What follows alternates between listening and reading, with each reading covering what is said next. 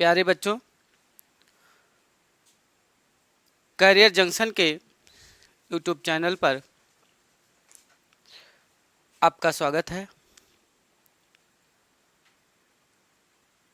बच्चों, नमः संस्कृताय। बच्चों, आज हम यूपी टेट और सीटेट परीक्षा के लिए संस्कृत विषय को आज हम पढ़ेंगे। जैसा कि जो हमारी संस्कृत विषय है उससे यूपी टेट और सीटेट की परीक्षाओं में प्रश्न पूछे जाते हैं। जो यूपी टेट का संस्कृत का जो सिलेबस है उसका स्वरूप अलग है और जो सीटेट का सिलेबस है संस्कृत विषय का वो अलग है। तो दोनों चीज़ों को हम आपको बताएंगे कि जो टेट का सिलेबस है उसका स्वरूप क्या है और सीटेट का जो स्वरूप है वो उसका अलग है। तो जब हम अपनी क्लास को आगे बढ़ाएंगे तो सबसे पहले हम चर्चा करेंगे सीटेट के सिलेबस की और टेट के सिलेबस के लिए। आज हम सबसे पहले संस्कृत की इस क्लास में थोड़ा संस्कृत के विषय में परिचर्चा करेंगे और जानेंगे कि संस्कृत क्या है। तो आप जानते ही हैं कि जो हमारी संस्कृत है, ये संस्कृत पढ़ने से पहले हम थोड़ा माँ सरस्वती को या माँ सरस्वती की वंदना करते हैं और उसके बाद थोड़ा हम चर्चा करेंगे अपने संस्कृत सब्जेक्ट की। तो सबसे पहले हम माँ सरस्वती को नमन करते हैं और उनके चरणों में अपने आप को समर्पित करते हैं और उनसे आशीर्वाद ग्रहण करते हैं। तो सबसे पहले एक श्लोक के माध्यम से हम माँ सरस्वती को याद करेंगे। चलिए, सरस्वती नमस्तुभ्यं वरदे कामरूपिणी विद्यारंभ करिष्याम सिद्धे भवतुम सदा। अर्थात हे सबकी कामना पूर्ण करने वाली माँ सरस्वती, मैं आपको नमस्कार करता हूँ। मैं अपनी विद्या ग्रहण कर रहा हूँ, मुझे कार्य में सिद्धि मिले। या देवी सर्वभूतेषु विद्यारूपेण संस्थिता, नमस्तस्यै नमो नमः। हे देवी, सभी लोगों में शक्ति के रूप में व्याप्त माँ सरस्वती, मैं आपको बारंबार नमन करता हूँ, वंदन करता हूँ। चलिए हम शुरू करते हैं थोड़ा संस्कृत के विषय में। आप जानते ही हैं कि संस्कृत यूपी टेट या सीटेट में एक भाषा के रूप में पूछी जाती है। जैसे हिंदी का जो स्वरूप है वो सीटेट या यूपी टेट, ये सब चीज़ें जो आपकी परीक्षाएं हैं इसमें हिंदी कॉमन है। लेकिन जो संस्कृत भाषा है, यूपी टेट में 3 भाषाएं पूछी जाती हैं। आपका उर्दू पूछा जाता है, संस्कृत पूछा जाता है और आपकी इंग्लिश पूछी जाती है। तो या तो आप किसी एक विषय को चूज करते हैं, या तो आप चूज करते हैं या तो आप चूज करते हैं संस्कृत, या तो आप अंग्रेजी, या तो आप उर्दू। तो आज हम थोड़ा संस्कृत विषय की चर्चा करते हैं और यूपी टेट या सीटेट में 30 नंबर प्रश्न पूछे जाते हैं संस्कृत के। तो चलते हैं हम थोड़ा संस्कृत की चर्चा करते हैं।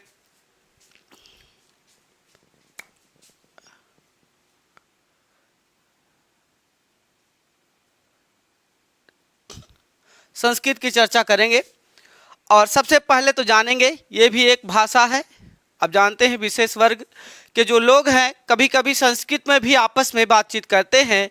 कुछ लोगों की भाषा अपनी हिंदी है, हिंदी में बात करते हैं। कुछ लोगों की क्या है, अंग्रेजी है, वो अंग्रेजी में बात करते हैं। कुछ लोगों की उर्दू है, वो उर्दू में बात करते हैं। लेकिन पहले हम जाने क्या भाषा क्या होती है। देखा जाए, साधारणतया देखा जाए कि जो भाषा है एक ऐसा माध्यम है या भाषा वह साधन है जिसके माध्यम से व्यक्ति अपने भाव तथा विचारों को दूसरों तक प्रकट करता है। जो भाषा है वो मानव जीवन के लिए एक अनिवार्य उपकरण है। भाषा शब्द की जो उत्पत्ति है वो भाष धातु से हुई है। ये पूछा जाता है आपसे क्वेश्चन कि जो भाषा शब्द की उत्पत्ति है, भाषा शब्द की उत्पत्ति ये आपकी भाष धातु से हुई है। किससे हुई है बच्चे? भाष धातु से हुई है, जिसका शाब्दिक अर्थ बोलना या कहना होता है। क्या होता है? जिसका शाब्दिक अर्थ बोलना या कहना होता है। अतः अगर माना जाए तो किसी भी समाज हो या किसी भी वर्ग विशेष के लोग हो, अगर वो अपने विचारों का आदान प्रदान करते हैं तो भाषा के द्वारा ही करते हैं। किसके द्वारा करते हैं? भाषा के द्वारा करते हैं।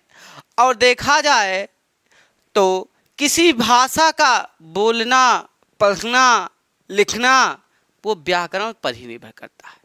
किस पर निर्भर करता है? व्याकरण पर निर्भर करता है। और सबसे पहले भाषा होती है, सबसे पहले भाषा होती है और इसके बाद व्याकरण जो होता है वो भाषा को अपने नियमानुसार शुद्ध, परिष्कृत तथा परिमार्जित करता है। आप जानते ही हैं जो हमारी संस्कृत भाषा है वो बहुत ही प्राचीनतम भाषा है। कैसी भाषा है? बहुत ही प्राचीनतम भाषा है और इसे हिंदी की आदि जननी कहा जाता है। क्या कहा जाता है? हिंदी की आदि जननी कहा जाता है। और इसी का जो संस्कृत का जो स्वरूप है या कोई भाषा है, इसका जो परिमार्जन या शुद्ध जो स्वरूप देता है वो व्याकरण ही देता है। अब आज हम चर्चा करते थोड़ा व्याकरण की, और व्याकरण के जन्मदाता महर्षि पाणिनि है। कौन है? महर्षि पाणिनि। तो आज हम थोड़ा अपने परिचय पे चलते हैं संस्कृत के। तो सबसे पहले एक शब्द है संस्कृत, तो उस शब्द के बारे में थोड़ा हम चर्चा करते हैं। एक शब्द है संस्कृत और इस संस्कृत शब्द में सम उपसर्ग लगा हुआ है। बच्चे कौन सा उपसर्ग है? सम उपसर्ग है तथा क्री धातु है। कौन सी धातु है? क्री धातु है। और प्रत्यय कौन सा है? कत प्रत्यय है। कत प्रत्यय। जब हम आपको पढ़ाएंगे तो आपको पढ़ाएंगे कि कत प्रत्यय होता क्या। यहाँ पर सुट का आगम होता है, यहाँ पर सुट का आगम होता है। ये भी बात हम आपको बताएंगे। तो संस्कृत में सम, क्री धातु है और कत प्रत्यय है। अब यहाँ से अगर देखा जाए तो संस्कृत की जो परिभाषा होती है, किसी भी भाषा को या किसी भी शब्द को शुद्ध रूप में बोलना, परिष्कृत करना, परिनिष्ठित करना, वही संस्कृत का स्वरूप है। और जब संस्कृत आई और उसके बाद आपका बना महर्षि पाणिनि के द्वारा व्याकरण बना, तो हम थोड़ा व्याकरण की बात करेंगे। तो जो व्याकरण हमारा है, जो हमारा व्याकरण है वो वि उपसर्ग, आंग प्रत्यांत रूप, वि उपसर्ग आंग प्रत्यांत रूप तथा क्री धातु और लिट प्रत्यय से बनकर मिलकर बना है। बी उपसर्ग, आंग प्रत्यांत रूप, क्री धातु और लिट प्रत्यय से मिलकर बना है। और आप जानते ही हैं जो व्याकरण का हमने अभी बताया कि जो व्याकरण का स्वरूप है वो किसी भी भाषा को शुद्ध रूप में लिखना, पढ़ना तथा बोलना सिखाता है, वही हमारा क्या है, व्याकरण है।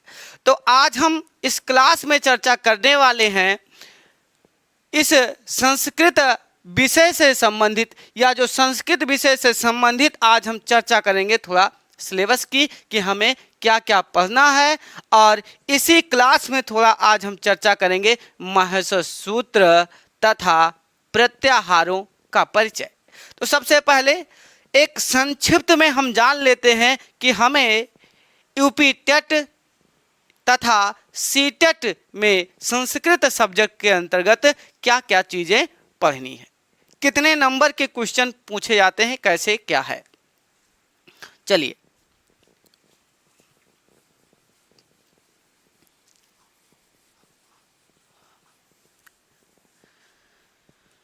क्योंकि जो सीटेट की परीक्षा है वो जुलाई में होने वाली है, इसलिए ज़्यादातर थोड़ा हम प्रयास करते हैं कि सीटेट को लेकर हम आगे बढ़ें। तो हम थोड़ा केवल टेट लिखते हैं, क्योंकि अब तो लगभग हर जगह के टेट होते हैं और परीक्षाएं जो होती हैं वो लगभग समान ही होती, केवल टेट लिखते हैं। उसमें आप चाहे राजस्थान टेट हो या यूपी टेट हो या अदर स्टेट के जो टेट हो, बिहार टेट हो, तो उसमें सब सम्मिलित हो जाएंगे।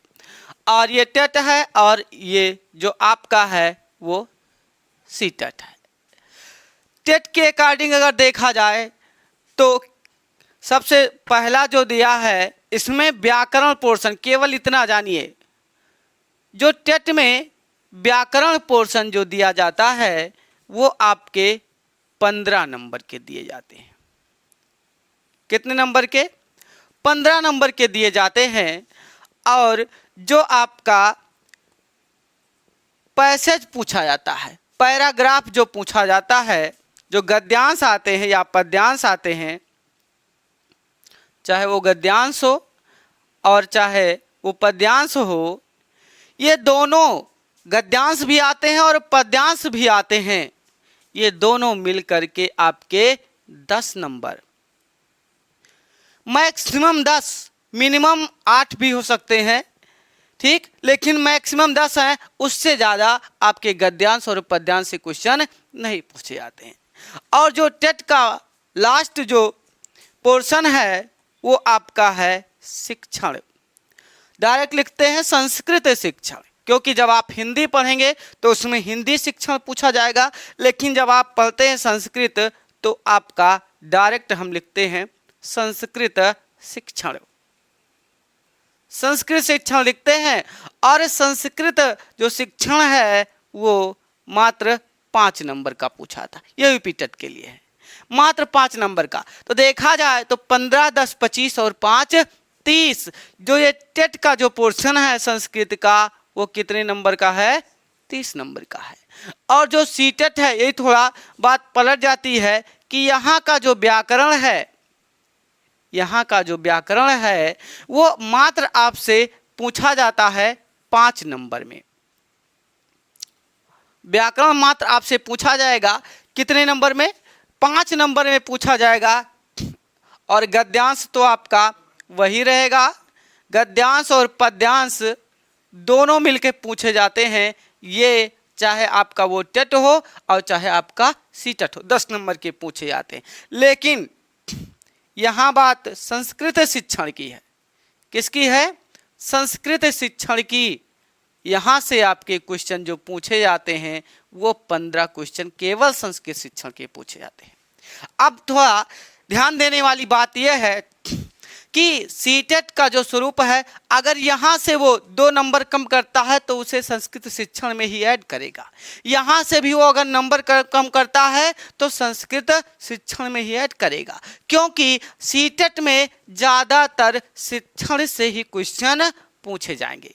तो जब हम लेकर चलेंगे, अपना सब्जेक्ट लेकर चलेंगे, तो हम आपको चर्चा करवाएंगे संस्कृत के शिक्षण की, ज़्यादातर क्वेश्चन करवाते चलेंगे जिससे आपकी प्रैक्टिस बनती जाए। जो हमारी परीक्षाएं हुई हैं, जो हमारी विगत परीक्षाएं हुई हैं, उनमें काफ़ी अच्छे से क्वेश्चन पूछे गए हैं। हमने 2-4 साल पहले, 2-4 साल 5 साल का पेपर हमने उठाकर देखा है, ठीक है, और हमने परीक्षा दी भी है, ठीक है।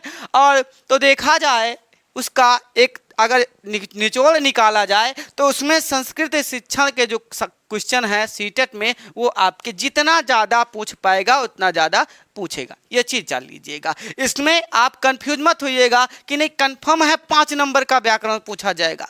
क्यों? क्योंकि अगर ये यहाँ से 1 नंबर कम करेगा या यहाँ से अगर आपका 1 नंबर कम करता है तो पूछेगा संस्कृत शिक्षण में। हाँ, बात टेट की करें तो टेट की अगर करते हैं तो ये श्योर है कि आपके व्याकरण ज़्यादा पूछे जाते हैं, ये आपके 10-15 नंबर व्याकरण में पूछे जाएंगे, श्योर है गद्यांश। बस इतना है कि इससे अगर कोई नंबर कम करता है तो आपके संस्कृत शिक्षण में ही ऐड करेगा, ठीक। अब देखिएगा जो स्वरूप है, अब हम आगे थोड़ा चलते हैं। अब ये आपका थोड़ा सिलेबस है, तो हम ज़्यादा अब इस पर चर्चा ना करते हुए हम अपने टॉपिक की तरफ थोड़ा बढ़ें। अब आज आप लोगों को थोड़ा चीज़ें पढ़ाई दें, क्योंकि ये आज पहली क्लास है संस्कृत की, तो कुछ चीज़ें आप जानेंगे तो ज़्यादा बेहतर रहेगा, क्योंकि जो हमारी अगली कक्षा रहेगी उसमें हमको चीज़ें थोड़ा विस्तार से आपको समझानी है। तो आज हम थोड़ा चर्चा करते हैं।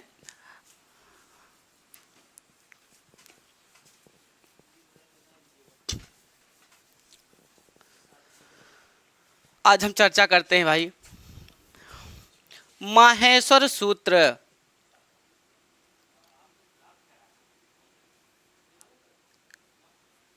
चर्चा करेंगे माहेश्वर सूत्र तथा प्रत्याहारों का, या माहेश्वर सूत्र तथा प्रत्याहारों से संबंधित परिचय। माहेश्वर सूत्र तथा प्रत्याहारों से संबंधित परिचय। बच्चे देखा जाए तो थोड़ा हम कहानी लेके चलते हैं, क्योंकि आज माहेश्वर सूत्र जानना ही है। बच्चे, हमारे जो व्याकरण के जो जन्मदाता हैं वो महर्षि पाणिनि माने जाते हैं। कौन माना जाता है? महर्षि पाणिनि। वैसे तो देखा जाए त्रिमुन कवि जो है हमारे महर्षि पाणिनि, कात्यायन और पतंजलि, ये तीनों हैं। कात्यायन को वररुच भी कहा जाता है, ये हमारे त्रिमुन कवि कहे जाते हैं। जब हम चर्चा करेंगे, आगे पढ़ेंगे, जो क्लास पढ़ेंगे आगे, उसमें हम आपको बाकायदा बहुत अच्छे तरीके से कात्यायन को भी बताएंगे और पतंजलि को भी बताएंगे। थोड़ा महर्षि पाणिनि के विषय में हम चर्चा करते हैं। तो एक कहानी है कि जैसे महर्षि पाणिनि भी एक सामान्य व्यक्ति थे। महर्षि पाणिनि भी एक सामान्य व्यक्ति थे। उन्हें लोगों ने सजेस्ट किया, समझाया कि आप भी पढ़ाई क्यों नहीं करते, या आप भी कोई अच्छा कार्य क्यों नहीं करते। उन्होंने बताया कि हम एक सामान्य व्यक्ति हैं, हम क्या कर पाएंगे। तो उन्होंने, समाज के लोगों ने उन्हें सजेस्ट किया कि आप भगवान शिव की प्रार्थना करिए, आप भगवान शिव की प्रार्थना करिए, और यदि अगर भगवान शिव प्रसन्न हो जाते हैं तो आप के ऊपर उनकी कृपा बरसेगी और आप भी अच्छे कार्य को कर सकेंगे। ये बात महर्षि पाणिनि के दिमाग में बैठ गई और महर्षि पाणिनि ने भगवान शंकर की आराधना करनी शुरू की, और घोर आराधना की। किसकी? भगवान शिव की, भगवान शंकर की। महर्षि पाणिनि ने घोर आराधना की, घोर तपस्या की। आखिरकार चमत्कार हुआ, आखिरकार चमत्कार हुआ। भगवान शिव प्रसन्न हो गए, भगवान शिव प्रसन्न हो गए। और जब भगवान शिव प्रसन्न हो गए तो आप जानते ही हैं, जब भगवान शिव प्रसन्न होते हैं तो नाचते हैं। क्या करते हैं बच्चे? नाचते हैं। और जब भगवान शिव नाचने लगे और अपने डमरू को बजाने लगे तो उस डमरू से जो ध्वनियां निकली उसे ही शिव सूत्र कहा गया। उसी ध्वनि को महर्षि पाणिनि ने एक लिखित स्वरूप दे दिया। कैसा स्वरूप दे दिया बच्चे? एक लिखित स्वरूप दे दिया और वही बाद में माहेश्वर सूत्र कहा जाने लगा। आप या तो उसे माहेश्वर सूत्र कह सकते हैं, भगवान शिव के डमरू से निकला है उसे आप शिव सूत्र भी कह सकते हैं। इन्हीं माहेश्वर सूत्रों से आगे आप पढ़ेंगे प्रत्याहार, इसीलिए इसे हम प्रत्याहार सूत्र कहते हैं। तो कितनी ध्वनियां निकली थी? कितनी ध्वनियां निकली? 14 ध्वनियां निकली। कितनी? 14। संस्कृत में इसे चतुर्दश कहा जाता है, इसीलिए इसका एक नाम और हम दे देते हैं। कौन सा नाम? चतुर्दश सूत्र। पूछा जाता है क्वेश्चन कि चतुर्दश सूत्र के जन्मदाता कौन है? तो महर्षि पाणिनि को चतुर्दश सूत्र, प्रत्याहार सूत्र का निर्माणकर्ता माना जाता है। तो उसी आज 14 माहेश्वर सूत्रों को हम पढ़ते हैं जो भगवान शिव के डमरू से उत्पन्न हुए हैं और जिसे महर्षि पाणिनि ने एक लिखित स्वरूप दे दिया है। और जो क्वेश्चन इससे पूछे जाते हैं काफ़ी इम्पोर्टेंट है।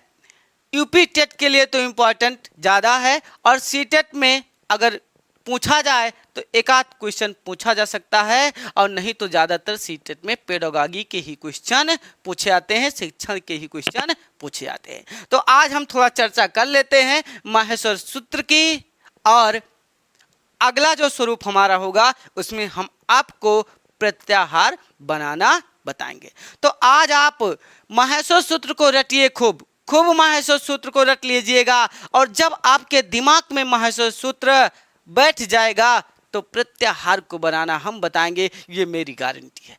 कभी भी प्रत्याहार आपसे भूलेगा नहीं। लेकिन बच्चे एक बात है, जैसे हम आपको अच्छे से अच्छा देने का प्रयास करते हैं उसी तरह आप हमारा भी सपोर्ट करिएगा। हमारे बताए हुए बात को गांठ बांध लीजिएगा कि जितना भी मेहनत आप करेंगे उतना आपको सफलता अच्छे से मिलेगी। जानिएगा, डॉक्टर एपीजे अब्दुल कलाम ने कहा है कि मेहनत इतनी कर दो या मेहनत इतनी खामोशी से करो कि सफलता स्वयं बोल उठे। इतनी खामोशी से करो कि सफलता स्वयं बोल उठे। यानी आपको करना क्या है? बस हमारे बताए हुए आदर्शों पे चलना है और अगर माँ सरस्वती की कृपा रही तो आने वाली जो आपकी टेट या सी टेट की जो परीक्षा है आपके मैक्सिमम 30 में से मैक्सिमम नंबर आपके होंगे। तो थोड़ा सहयोग करिएगा और चलिए आज चर्चा करते हैं माहेश्वर सूत्र की। तो देखिएगा, भगवान शिव के डमरू से उत्पन्न हुए कितने सूत्र? 14। कितने सूत्र उत्पन्न हुए? 14। सबसे पहला जो सूत्र है उसे हम आयुण कहते हैं। और जो दूसरा सूत्र है उसे हम कहते हैं रीलिक। मन में बोलते रहिए। आयुण है और रीलिक है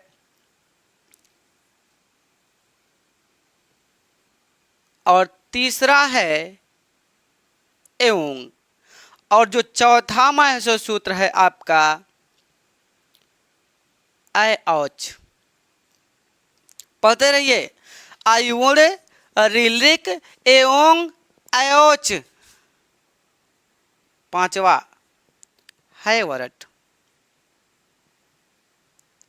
हैवरट।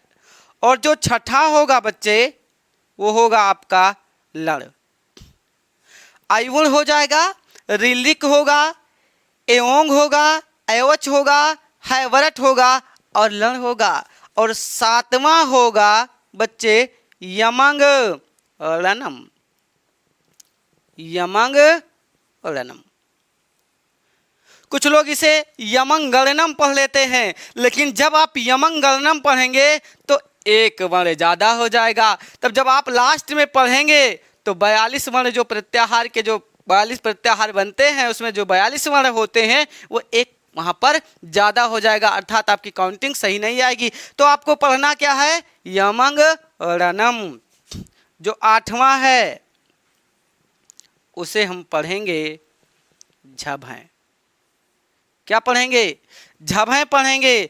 और जो आपका 9वां है उसे आप पढ़ेंगे घढ़ धस। पढ़ेंगे आप घढ़ धस। 10वां आप पढ़ेंगे जब गढ़। क्या पढ़ेंगे बच्चे? जब गढ़ दस। 11वां जो सूत्र होगा माहेश्वर उसे हम जब गढ़ दस के बाद खफ छठत चटतव कहते हैं। क्या कहते हैं? खप छठत।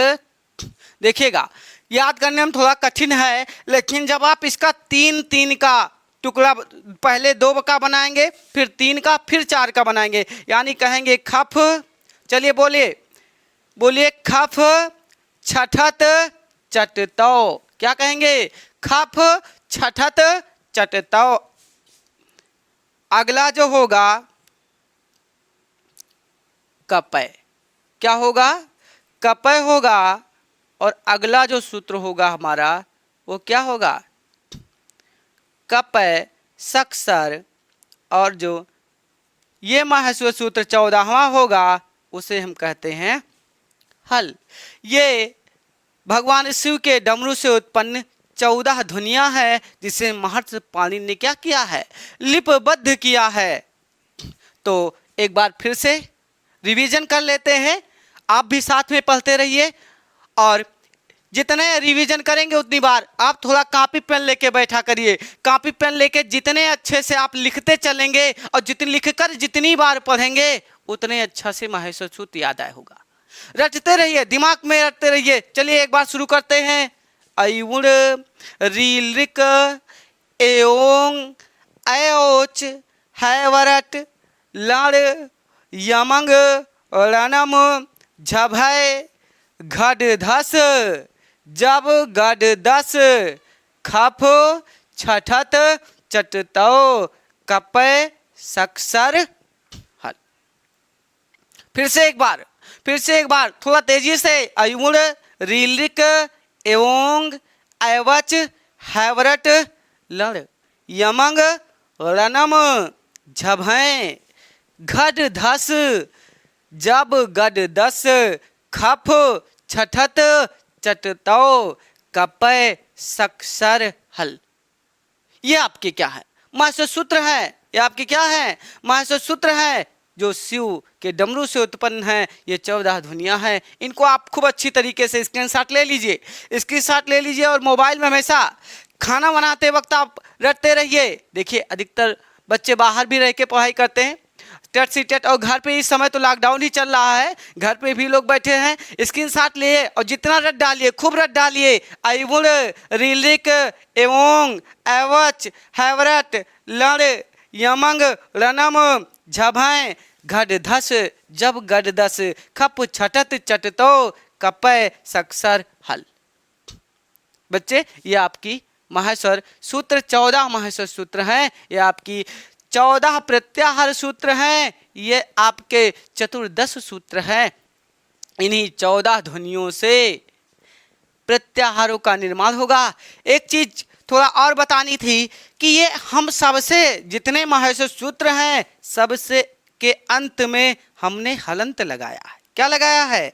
हलंत लगाया है। सब में हलंत लगाया है। ध्यान में रखिएगा, अगर इस हलंत का प्रयोग आप नहीं करेंगे तो इस माहेश्वर सूत्र को शुद्ध नहीं माना जाएगा। क्यों लगाया गया इसे? इसका नाम क्या है? ये क्यों लगाया गया? देखिए बच्चे, इसका नाम है इत संज्ञक वर्ण।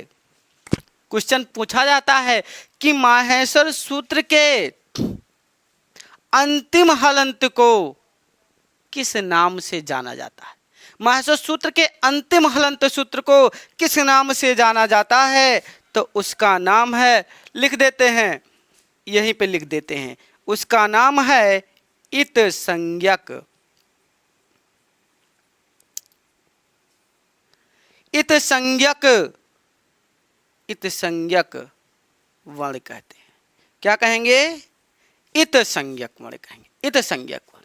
कोई क्वेश्चन पूछेगा कि माहेश्वर सूत्र के अंतिम हलंत वर्ण को क्या कहा जाता है? तो इत संज्ञक कहा जाता है। क्या कहा जाता है? इत संज्ञक कहा जाता है।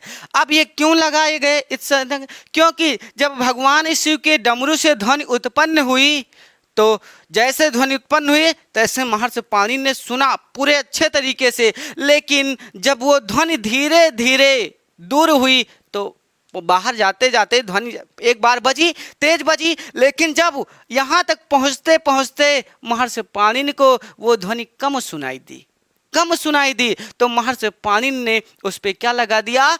हलंत लगा दिया, और वही हलंत इत संज्ञक के नाम से जाना जाता है। उसी हलंत को हम इत संज्ञक के नाम से जानते हैं, और इसे ही हम इत संज्ञक ध्वनि या इत संज्ञक वर्ण भी कहते हैं। और देखिए, और जब आप संस्कृत वर्णमाला पढ़ेंगे तो आपको ये चीज़ें और अच्छे से जानना होगा, क्योंकि वहाँ अधिकतर जितने भी व्यंजन वर्ण लिखे जाएंगे सब पर हलंत लगेगा। क्या लगेगा? हलंत लगेगा। क्यों? क्योंकि शुद्ध व्यंजन वही होते हैं जिस पे क्या लगा होता है? हलंत लगा होता है। क्या लगा होता है? हलंत। तो जब हम संस्कृत वर्णमाला आपको पढ़ाएंगे तो उसमें हम बाकायदा बहुत अच्छे तरीके से हम आपको समझाएंगे कि संज्ञक वर्ण क्या होते हैं। तो चलिए आगे हम चर्चा करते हैं। ये हमारे कैसे हैं? 14 माहेश्वर सूत्र हैं, और इन 14 माहेश्वर सूत्रों से किसका निर्माण होता है? प्रत्याहार का निर्माण होता है। किसका निर्माण होता है? प्रत्याहार का निर्माण होता है। तो ध्यान में रखिएगा, थोड़ा आज हम चर्चा कर ही लेते हैं। वैसे अगर आप इसको ज़्यादा याद रखेंगे, जितने अच्छे से आप इसको याद रखेंगे उतने अच्छे से आपको क्या बनाना आएगा? प्रत्याहार। तो थोड़ा वैसे जनरली आज हम बता देते हैं, और जब हमारी अगली क्लास रहेगी तब तक आप इसको अच्छे से रट के रखिएगा, खूब अच्छे से तैयार करके रखिएगा, और फिर अगली क्लास में हम आपको बताएंगे प्रत्याहार बनाना। क्या बताएंगे बच्चे? प्रत्याहार बनाना बताएंगे। तो थोड़ा आज हम प्रत्याहार के बारे में चर्चा वैसे कर ही देते हैं। तो ध्यान में रखिएगा, प्रत्याहार हम कह सकते हैं कि जिसके अंतर्गत ये पूरे माहेश्वर सूत्र क्या हो जाए? समाहित हो जाए। प्रत्याहार का मतलब होता है संक्षिप्त या संक्षिप्तीकरण। क्या होता है? प्रत्याहार का मतलब संक्षेप या संक्षिप्तीकरण होता है, और प्रत्याहार का मतलब ही समाहित करना होता है। तो आप कह सकते हैं माहेश्वर सूत्रों को एक स्वरूप में व्यवस्थित करना, या कहीं पर एक संक्षिप्त स्वरूप दे देना, या माहेश्वर सूत्र को संक्षिप्त स्वरूप दे देना ही क्या कहलाएगा? प्रत्याहार कहलाएगा। क्या कहलाएगा? प्रत्याहार। तो हम थोड़ा और अच्छे से आपको बताएंगे, हमारी अगली क्लास रहेगी तब आपको प्रत्याहार के बारे में बताएंगे और प्रत्याहार बनाना बताएंगे। क्योंकि इस माहेश्वर सूत्र से कितने प्रत्याहार बनेंगे? 42 प्रत्याहार बनेंगे। कितने प्रत्याहार बनेंगे? 42 प्रत्याहार बनेंगे। चलिए बच्चे, तो ये चीज़ें आप रट के रखिएगा, और अगली क्लास में हम आपसे मिलते हैं और चर्चा करते हैं प्रत्याहार की। थोड़ा एक सूचना आप लोगों को देनी थी, स्पेशल यूपी टेट और सी टेट के बच्चों के लिए है। तो यूपी टेट और सी टेट के जो बच्चे हैं हमारे, वो सुबह 7 बजे हमारी हिंदी की क्लास चलती है, और ये जा कर के वहीं पर हिंदी को और अच्छे तरीके से पढ़ सकते हैं। ध्यान में रखिएगा कि वो स्पेशली यूपी SSSC, वीडियो, लेखपाल, पुलिस, इन सब परीक्षाओं के लिए चल रही है, तो उसमें थोड़ा और विस्तृत पढ़ा जाएगा। तो इससे अच्छा आप वहाँ और अच्छे तरीके से समझ पाएंगे। तो हम यहाँ स्पेशली एक टेट और सी टेट के लिए नहीं पढ़ाएंगे, यहाँ केवल हम आपको पेडागॉजी पढ़ाएंगे, हिंदी शिक्षण पढ़ाएंगे, और हिंदी जो स्वरूप है वो आप वहाँ से पढ़ लीजिएगा। चलिए बच्चे, तो ये चीज़ें आप थोड़ा याद रख के आइएगा, और हम आपसे मिलते हैं अगली कक्षा में, अगली क्लास में मिलते हैं। तब तक के लिए धन्यवाद।